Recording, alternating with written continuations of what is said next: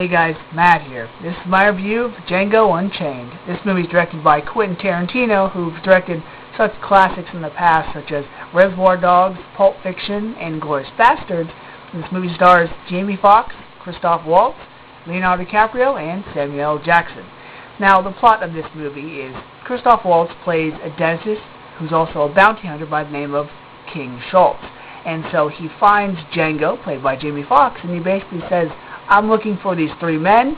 Since you're the only person that's seen their faces, you take me to them, and once I kill them, I'll help you to rescue your wife who has been taken from you. And she's being held by this plantation owner, played by Leonardo DiCaprio, and so that's basically their journey, is to find these brothers and then go after Jamie Foxx's wife.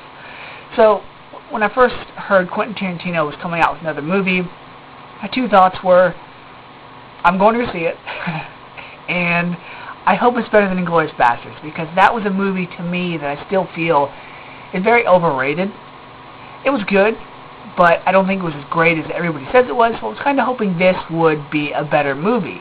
And though this movie wasn't as dark and as serious as I thought it was going to be, it was still enjoyable.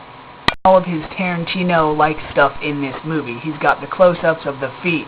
He's got, a lot of dialogue in this movie. Some of it's important to the storyline and actually witty and funny. Others kind of seem like tangents, and it's just like he wanted to write down a really clever and intriguing scene or conversation, and he just wanted to put it in the movie.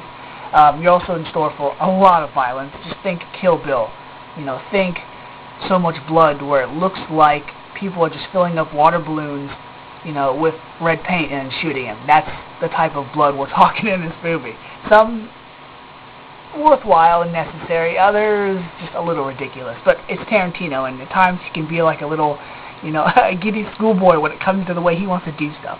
But the most important thing in this movie is he's going to throw in his inspirations and his influences. And this movie is heavily influenced by spaghetti westerns, and as well as the movies that he grew up with, including the Billy Jack movies, even the original Django movies, Clint Eastwood stuff. Just any western movie you can think of has, I want to say at least one or two, but it's probably a lot more elements than that in this movie. And I'm glad Tarantino decided to do a western, because it seems like he's done every other genre. The only thing he has left to do besides a western was like a sci-fi space movie. Another thing Tarantino does in this movie well is he uses his regulars, so to speak. Adam Sandler has the people that he likes to work with. So does Martin Scorsese. Well, Tarantino has his people in this movie, including Michael Parks, Michael Bowen. He even has a actor play two different roles. Now, as far as the acting goes, really good job as a whole. Jamie Foxx really surprised me with this role, because I kind of thought that his character wouldn't have a lot to say, and at times he doesn't speak, in every scene that he's in, but it's okay, because his character goes through development. First, he starts out as a slave who can't read, who's very quiet, soft-spoken, doesn't say a lot, and then by the end of the movie, you're like, wow, he is totally changed into a badass. Christoph Waltz, I'm glad he was used again by Tarantino, and this role I liked as the mentor. There's a really feel of chemistry between Christoph Waltz and Jamie Foxx, especially when he teaches Jamie Foxx to read this wanted poster. I really like that scene, and so he pulled off the job well. Leonardo DiCaprio, wow. I'm happy that Leo was in this for two reasons. One, because Leonardo DiCaprio has now officially worked with my three favorite directors, and I think this role is going to give him a Golden Globe, if not an Oscar, because he deserves it. More than anybody now at this point in his career, he needs to win an Oscar, and I think this role did it for him. He came off as, such a bad guy. He was like Christoph Waltz in Inglourious Basterds, where, yeah, he would be nice and sweet and charming, but if you piss him off, he's going to be one of those, nightmarish guys. Once he gets mad, he just keeps getting mad, and it just gets worse from there. Great job, Leonardo DiCaprio. Really good job. Probably the best job in this whole movie, actually. Just because I forgot it was Leonardo DiCaprio playing that role, and he was so convincing.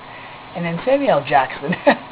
as his house servant, Steven. Oh, I'm really glad Tarantino decided to work with Sam Jackson again. Oh, really good job. You know, Sam Jackson's a great character actor, but he really proved it once again in this movie. Also, I think Sam Jackson was put in this movie as an excuse almost to use every curse word in the book.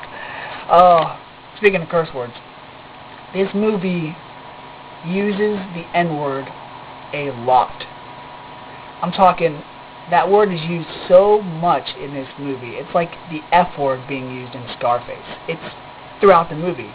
Granted, it is, the movie takes place in like the 1800s before slavery is abolished, but still, I mean, I thought it was a little over excessive at times. Is that a word? That's a word.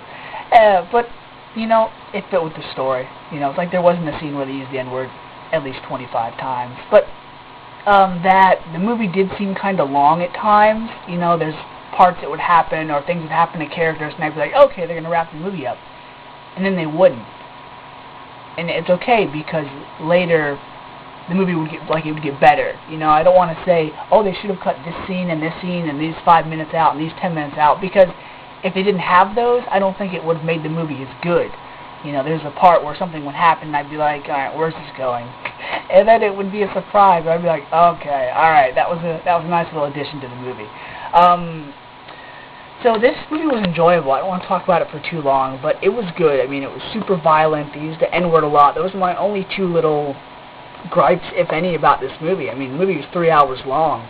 At times you can feel it, but other times you're just so engaged in the conversation and the dialogue and the characters and the actors that you forget about the time limit. So I'm rating 1 to a 5 because I was pleasantly surprised with this movie, and it was better than Inglourious Basterds. I'm going to give Django Unchained a 4.5 out of 5. So, if you're a Quentin Tarantino fan, I highly recommend this movie.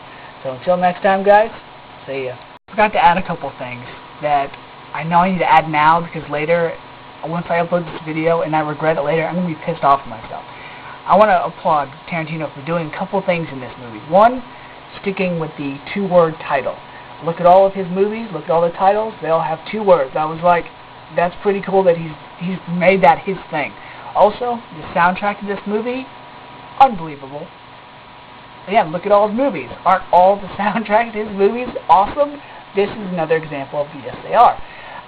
Also, he likes to do this thing where he'll be so influenced by a genre or a type of movie or even a character from that genre that he'll put them in his movie. Look at, I think he started with Jackie Brown or Kill Bill. Kill Bill, the man that played Hattori Hanzo, the man that made the swords, he's played by Sonny Chiba. He's the guy that influenced the whole yellow jumpsuit, black stripe thing in his main character. But he does it once again in Django Unchained, where he brings in the original Django, played by Franco Nero. He's the guy at the bar with Jamie Foxx. That's like awesome. The only person missing from this type of movie was Clint Eastwood. So I'm really looking forward to Quentin Tarantino's next masterpiece.